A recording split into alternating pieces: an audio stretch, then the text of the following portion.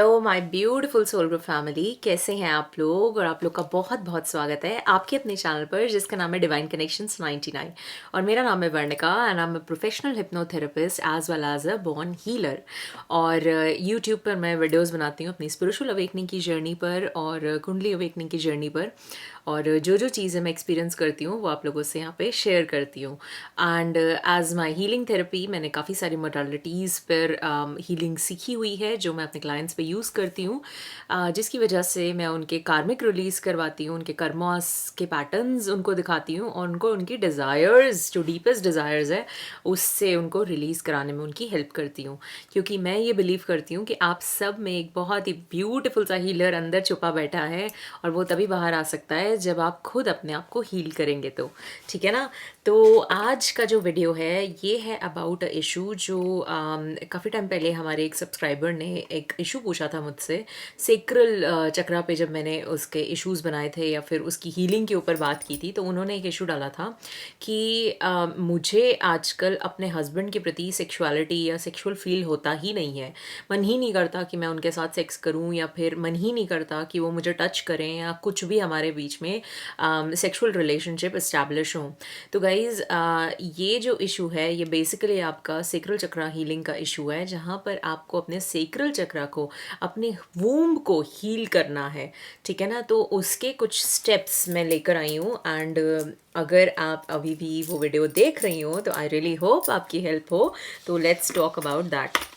सबसे पहला, आप अपने मदरली वूंड्स को हील कीजिए। मैंने अपने चैनल पर बहुत ज़्यादा बात की है मैस्कुलिन फेमिनिन को हील करने में। आपकी मैस्कुलिन साइड, आपकी फेमिनिन साइड, बेसिकली आपका सेक्रल चक्रा आपकी मदर से रिलेटेड होता है। जब आप पैदा होते हैं आप वूम में होते हैं और हम बेसिकली जब हिप्नोथेरेपी भी करते हैं तो वूम रिग्रेशन करते हैं। मतलब क्या होता है उसके अंदर कि हम आपको एक ऐसी स्टेट पर लेकर जाते हैं। आपको पता चलता है जब आप पैदा हुए थे, जब आप आ रहे थे मदर के वूम पर, तब आपके कैसे इमोशंस थे, कैसी फीलिंग्स थी, क्या क्या चीज़ें आपने महसूस की।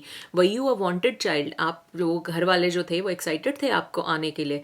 क्या वो चाहते थे एक लड़का आए और आप लड़की आ गई, या वो चाहते थे एक लड़की आए और लड़का आ गया। अनएक्सेप्टेंस एक जेंडर हो जाता है, उसकी फीलिंग तो नहीं आई थी। कहीं पेरेंट्स को उस टाइम पर क्राइसिस तो नहीं हो रहा था कि हम बच्चे को पालेंगे कैसे। तो मदरली वूंड्स बहुत सारे होते हैं। ये तो मैंने वूम्ब की बात की है। फिर आगे जाकर जब आप बड़े हो रहे होते हैं, आपकी मदर के साथ आपका कैसा रिलेशन था, वो आपको समझती थी, आपको दबा के रखती थी। जैसे मेरी मदर जब मैं बड़ी हो रही थी, she was very like anxiety में रहती थी। वो बहुत ज़्यादा अपनी एंग्जाइटी उन्होंने मुझ पर बहुत ज़्यादा पोर्ट्रे करती थी और वो कभी शांत नहीं रह पाती थी। तो उनको पता नहीं चलता था कि पीसफुल होकर क्या डिसीजन लिया जाए और कैसे लिया जाए। तो मदरली वूंड्स मेरे पे बहुत सारे आ गए थे बिकॉज बहुत ज़्यादा अनएक्सेप्टेंस थी उनकी साइड से, क्योंकि वो खुद को एक्सेप्ट नहीं कर रही थी। बहुत सारी ऐसी चीज़ें थी उन्होंने खुद को ही एक्सेप्ट नहीं की थी, तो वो दूसरों को भी यही पोर्ट्रे कर रही थी। तो जब मैंने अपने आप को हील करना स्टार्ट किया तो मैंने उन्हें माफ़ करना स्टार्ट किया, फॉरगिवनेस की, रिलीज़ किए वो चीज़ें। क्योंकि अपने अंदर कितना बोझ इकट्ठा करोगे ना आप, अपने अंदर कितना उस चीज़ को दबा के रखोगे। तो ये हीलिंग आपकी मदरली वूंड्स की हीलिंग आपकी मांग रही है कि आप अपने मदरली वूंड को कैसे हील करते हैं। बहुत सारी टेक्निक्स हैं वूम हीलिंग की।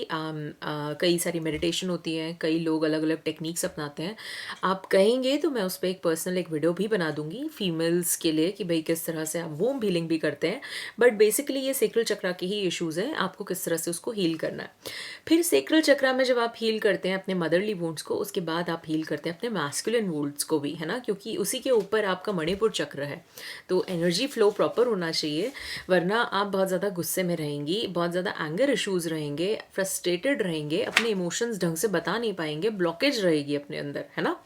तो आप देखिए आपका मेडिकल हिस्ट्री किस तरह से रही है, आपके हेरिडिटी कैसी रही है, एंसेस्ट्री कैसी रही है, आपके फादर के साथ कैसे रिलेशनशिप थे, आप जब बड़े हो रहे थे तो आपके फादर के और औरतों के साथ कैसे रिलेशन थे। ऐसा तो नहीं कि वो बहुत ही ज़्यादा मतलब एक्सप्रेसिव नहीं थे, तो आप कैसे बन गए हैं। जैसे आप इमोशनल सेक्सुअल हैं, फिजिकल सेक्सुअल हैं, कैसे आपको फील होता है, किस तरह से। ऐसा तो नहीं है कि आपको मतलब ऐसा लगता है कि जैसे कई लोगों के साथ ऐसा होता है कि they have to talk out then only they can have sexual relationship with anyone. मतलब ऐसे नहीं कि किसी को देखा और देखते ही अट्रैक्शन हो गई। तो कई लोग इस तरह से होते हैं जिनको इमोशंस वेंट आउट करने होते हैं और उसके इमोशनली कनेक्ट होते हैं और उसके बाद they want to share their bodies and they want to feel the love and the sex and everything. तो आप देखें उस चीज़ को भी एंड फिर अपने मैस्कुलिन वुंड्स को भी हील करें। है ना, अपने फादर के रिलेशनशिप्स किस तरह से चल रहे हैं, वो सब चीज़ें, ये इन डेप्थ वर्क है, ठीक है ना। ये एक चीज़ या एक पिल खाने से वो कहते हैं ना, गोली खाने से इसका कोई वो नहीं है, इसका शॉर्टकट नहीं है, मैं सच बताऊं तो आपको। क्योंकि कहने को तो मैं आपको बोल दूं कि आओ एक शॉर्टकट ऐसा कर लेते हैं, यहाँ से इधर जाओ उधर जाओ तुम्हारा काम हो जाएगा, पर ऐसा है नहीं। ये जर्नी तभी ही हीलिंग की जर्नी कही गई है, अवेकनिंग की जर्नी कही गई है, स्पिरिचुअल ग्रोथ कही गई है, इनर वर्क, सेल्फ वर्क, सारे ये चीज़ें क्यों इसके साथ जुड़ी हुई हैं, क्यों? क्योंकि इस जर्नी पर ये सब चीज़ें आपको देखनी है और समझनी ही है, ठीक है ना। फिर आप देखें आपके अपने हीलिंग शेम के इश्यूज से, क्योंकि जब आप सेक्रल चक्रा में जाते हैं तो बहुत सारे शेम के इश्यूज होते हैं। आप कई चीज़ों से अपने आप को छुपा के रख रहे होते हैं, अपनी सेक्सुअलिटी एक्सप्रेस नहीं करते भाई। सबसे ज़्यादा तो हार्मोनाइजेशन ही नहीं होती आपके खुद के सेक्सुअल फीलिंग्स से। आपको ऐसा लगता है कि बस जो औरतें हैं वो पैदा हुई हैं शादी होने के लिए, फिर वो बच्चे पैदा करेंगी, फिर वो घर में रहेंगी।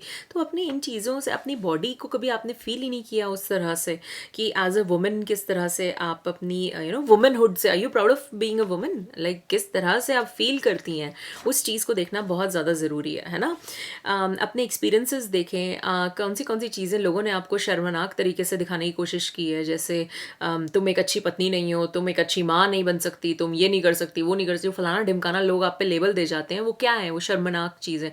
अपने फियर्स आप पे पोर्ट्रे कर करके जा रहे हैं। उन चीज़ों को देखें, समझें, और जिन चीज़ों से रेजोनेट नहीं करते हैं उनको बारी बारी अपने आप को रिपीट ना करें, because this is a practice of self love as well, ठीक है ना। नेक्स्ट आप देखें कि अपने सेपरेशन इश्यूज से आप डील करें।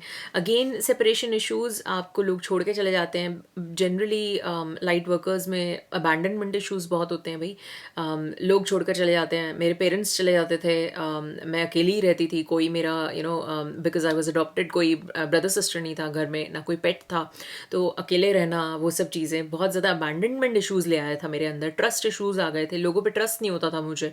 तो ये सब चीज़ें आपको देखनी पड़ेंगी और उनको हील करना है, ठीक है ना। नेक्स्ट है एक इस सोच से आप थोड़ा सा अलग हो जाएं कि there is no such thing called better birth. मेरा बेटर बर्थ हो सकता था, मैं एक बेटर फैमिली में आ सकती थी, मेरे बेटर पेरेंट्स हो सकते थे, मैं एक बेटर इन्वायरमेंट में रह सकती थी जैसे और लोगों के साथ हुआ है। ऐसा कुछ भी नहीं है, मतलब देर इज़ नथिंग बेटर। जो अभी प्रेजेंट है वही बेटर है। वरना जनरली हमारी जो माया है एक तरह से, वो हमें उलझाती रहती है पास्ट के इश्यूज़ में। नहीं तो आपको बेटर आपका फ्यूचर दिखाने के कि आपका फ्यूचर ऐसा हो सकता था, तो आप उन्हीं चीज़ों में रह जाते हैं, अपना प्रेजेंट उस टाइम पर जी नहीं पाते हैं। तो ये अपने दिमाग से निकाल दें कि ऐसा बेटर हो सकता था कि मेरे पेरेंट्स अच्छे होते, ये होता वो होता फलाना ढिमकाना। अगर यही सब कुछ अच्छा ही हो रहा था तो आपकी ग्रोथ नहीं हो रही होती, बस मुझे इतना पता है। आपकी अवेकनिंग नहीं हो रही होती, फिर आप अपने डिज़ायर्स के पैटर्न में ही होते अभी तक, और अच्छी घर बार वाली फैमिली, सुख संपत्ति से संपन्न जीवन जी रहे होते, और अवेकनिंग फिर अगले ही जन्मों में हो रही होती जहाँ धक्के खा रहे होते आप।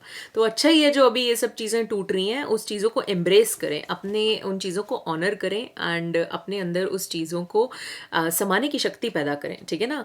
आप घबराएं नहीं, सबके साथ ये चीज़ें हो रही हैं, एंड हर कोई इस चीज़ से अपने तरीके से जूझ रहा है ना।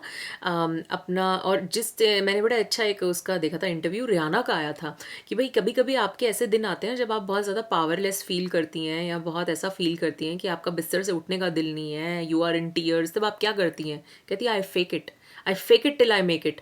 कहती है फेक क्यों करती हूँ मैं? बिकॉज रोने से क्या फ़ायदा है, रो के क्या कर लूँगी? It's wastage of my tears. अपने पिलो पे मैं क्या कर रही हूँ, रो रो के पानी इकट्ठा कर रही हूँ और अपने इमोशंस वेस्ट कर रही हूँ। तो आई जस्ट फेक इट कि भैया I am very powerful and I have everything in me, और when you fake that attitude later on you make it as well. तो मतलब अपने आप पे विश्वास रखें और आगे बढ़ें, ठीक है ना।